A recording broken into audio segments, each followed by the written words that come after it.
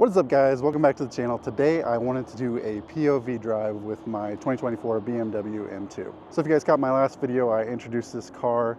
Like I said, I've had it for about 6 months, almost 1,200 miles on the dash, so just about through the break-in period. So today I wanted to do like I said, a POV drive. I'll talk about my driving impressions of the car so far, and also do some comparisons. If you've seen before, I also owned a G80 and G82 in the past, so do some driving comparisons between those cars and this car. So like I said before, I did an intro video on this car, but in case you did not catch it, I just wanted to do a quick walk around. Obviously Zanzibar blue, love this color. See, you got the sunroof instead of the carbon roof. Also, like I said in my last video, I did not spec the car. I would have picked the carbon roof, but the sunroof isn't bad either. So black wheels, all carbon fiber interior. Also, this is the manual, not the automatic. The G80 and G82 that I owned were automatics, so I can do some comparisons between this platform, both driving the manual and the automatic. All right, so that's a quick walk around. That's enough talking. Let's get in the car and start driving.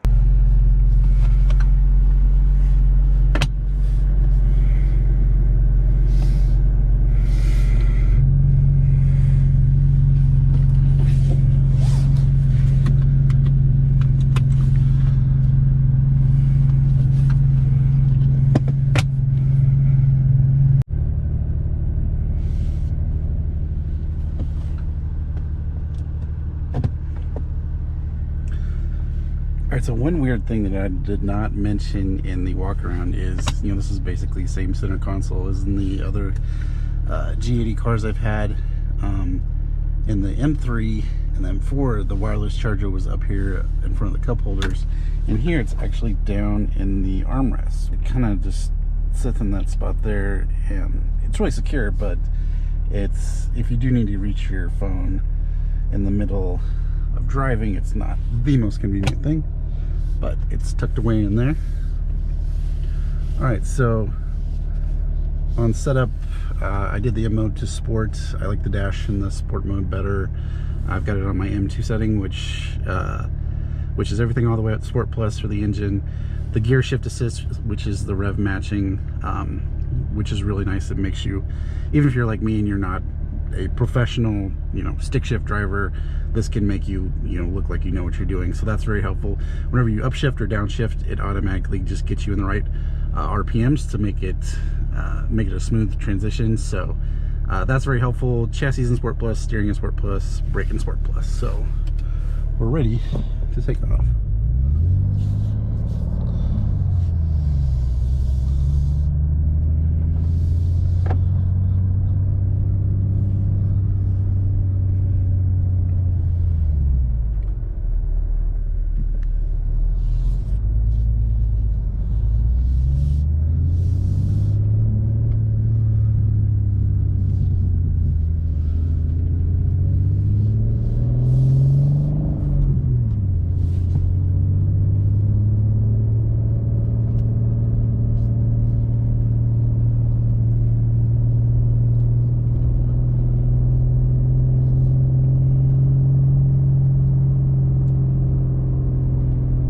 So like I said, I'm just about at 1,200 miles, so just about through the break-in period. I haven't done the break-in service just yet. We'll be doing that soon. So the thing is, you can't rev up the engine over, I think it's like 4,000 RPM before that break-in service is done. So just a note that we won't be revving this thing super high because it still needs that service first.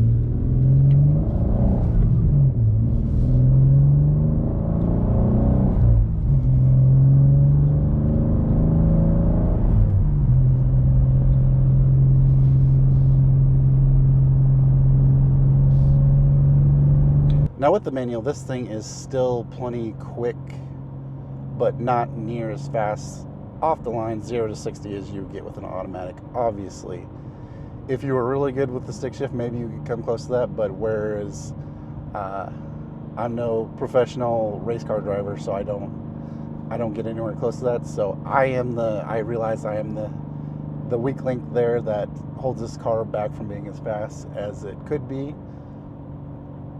Yeah, after driving the G80 and G82, that's one, I guess, kind of disappointment with this car in the manual. I feel like if it had an automatic, it would be just as quick as those cars. So you do miss that, you know, immediate speed you get with the 8-speed automatic transmission versus this car with the manual. Now, on the other side of that coin is when you're shifting gears and you get to, it makes you feel a little more involved in the process, and like you, yeah, you're just more involved in the driving process. So that makes it more fun to me, especially when you're just going, you know, like I am now, just on a pleasure cruise. I'm not in traffic or anything. So being able to shift your own gears in this car makes it a lot more engaging, in my opinion, than if you were just, you know, hitting the paddles or something like that. Not that it's not the paddle shifters in the G80 aren't good, but it's hard to beat the feel of a clutch in a manual transmission. So like I said, this car is definitely smaller than the G80 and G82, and you can feel that. It feels like a smaller, lighter car. Now, you know, look at the specs. It's not that much difference between the two. But in the driver's seat, you definitely feel like this feels like a smaller platform. The wheelbase is much shorter, which is where I think you feel the most difference. This just feels a little more nimble, especially we'll see around these corners. You know, this is a fun car to drive down a back road. These are the kind of things that this car was made for. These corners are just, this car is going to take it like it's nothing.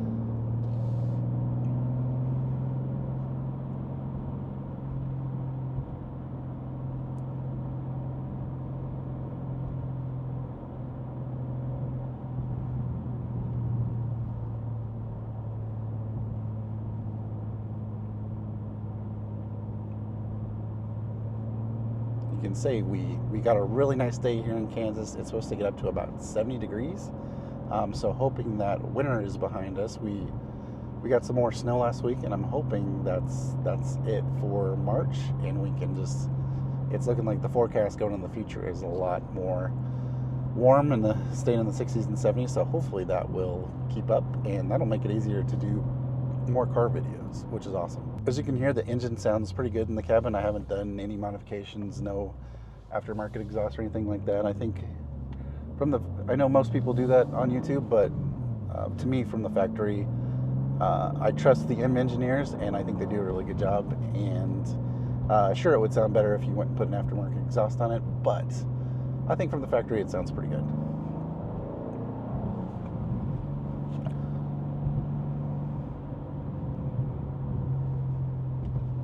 So obviously I don't know how much of that is actual engine noise, exhaust noise, or how much of it is just being piped in through the speakers. But you know what, I mean, it really doesn't matter. It sounds good regardless, so I'm not too concerned about that, whether it's artificial or not.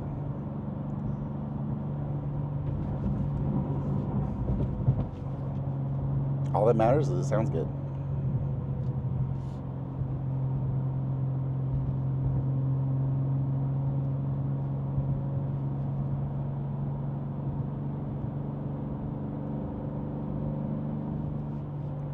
So is this more fun to drive than the M3 and the M4? I would say, if, you know, everything being equal and them all being automatics, I would say they would be pretty much on an even playing field. This, with the manual transmission and it just being a little bit more engaging, I think puts this over the top as far as just fun factor. Now, day to day, you'd probably prefer the automatic.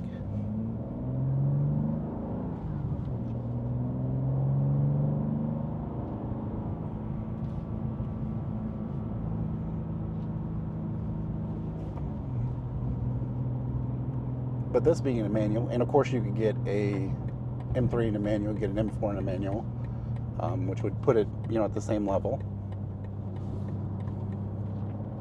would make it just as engaging.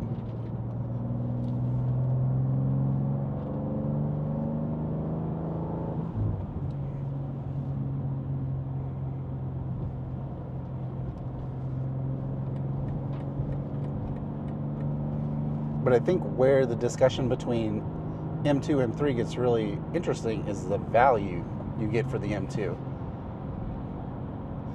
So if you spec out a G80 M3, you're going to be right around 90 to 100 grand, depending on how many boxes you tick.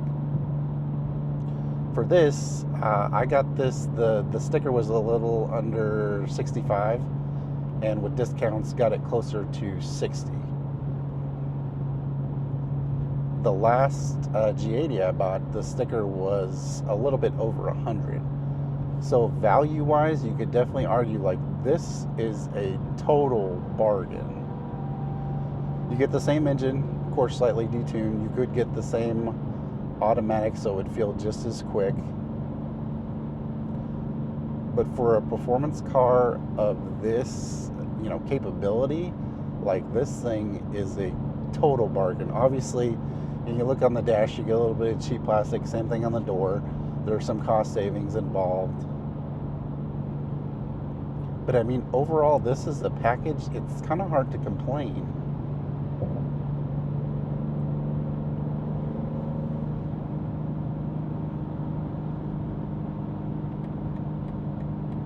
And obviously, you look on YouTube, people mod the heck out of these. You can get a ton more performance. BMW rates it, I think it's like 453 horsepower. I think it's probably a little underrated, just kind of from my experience and the feel of this. Traditionally, BMW underrates their cars, so I would not be surprised if that was a little bit of a low number. And since we're on the highway, I'm going to switch to my M1, which that'll do sport. We'll put it back in Sport Plus. Steering and brake is in comfort. Also want to do chassis in comfort. This feels a lot more, the chassis, when you put that in comfort, it feels a lot more smooth out than what the G80 I had before did. So I don't know if that's just a difference between the G80 and the G87, or if they've refined those chassis since that platform first came out. But this, you put it in comfort, is actually, pretty smooth drive.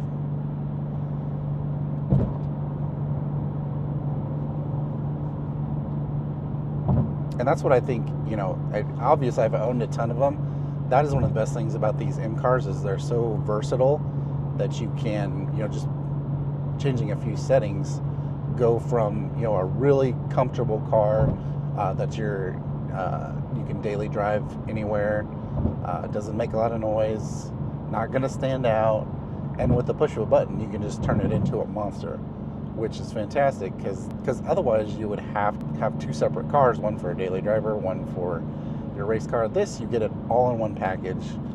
It can all be just changed at a push of a button, which makes these really good value cars, in my opinion. You can see we get on the highway, this thing's incredibly smooth. This thing is just, it's so easy to drive, especially with being such a little car. Obviously it's wide, but with the small wheelbase, weaving in and out of traffic is really easy.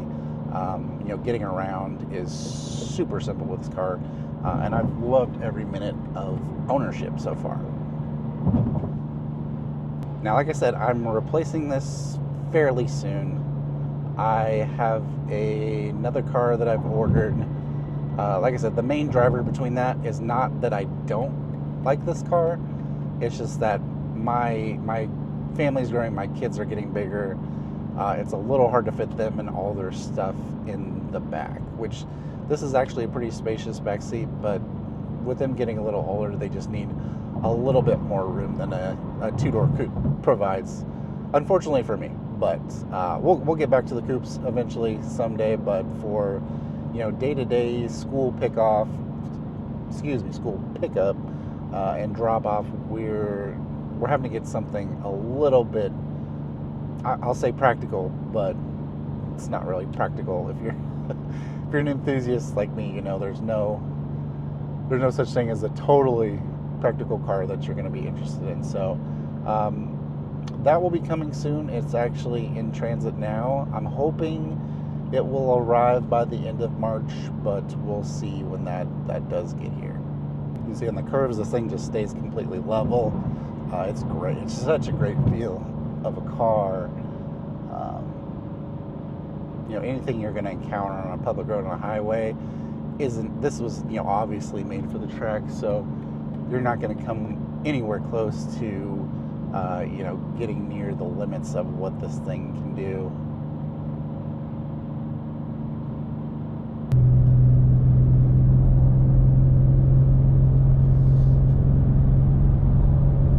I'm going to do a little bit of a driving section here where I just won't talk and let you guys just enjoy the car.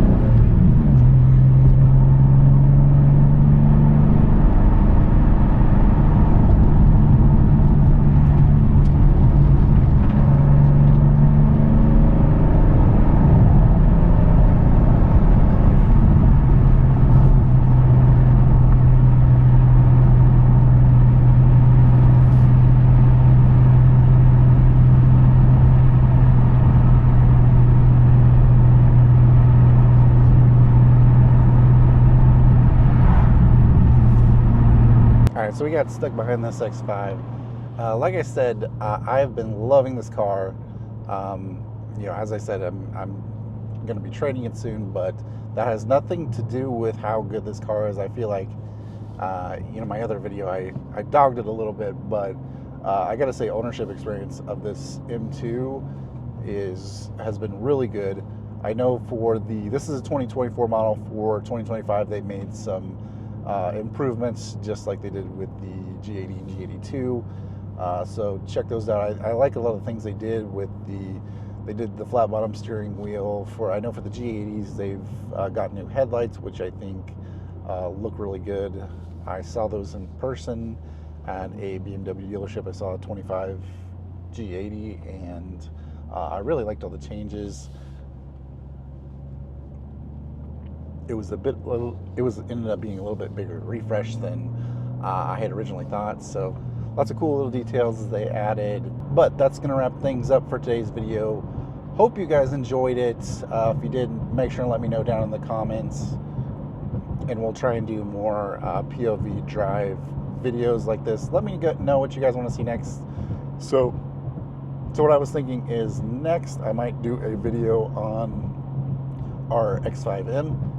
If you've watched the channel before, you know I've also got one of those, which for a family SUV is, you know, one of the most fun cars you can drive. So I figured I'd do a video on that next, just to kind of update you guys on that. But yeah, let me know what you want to see next. Let me know in the comments.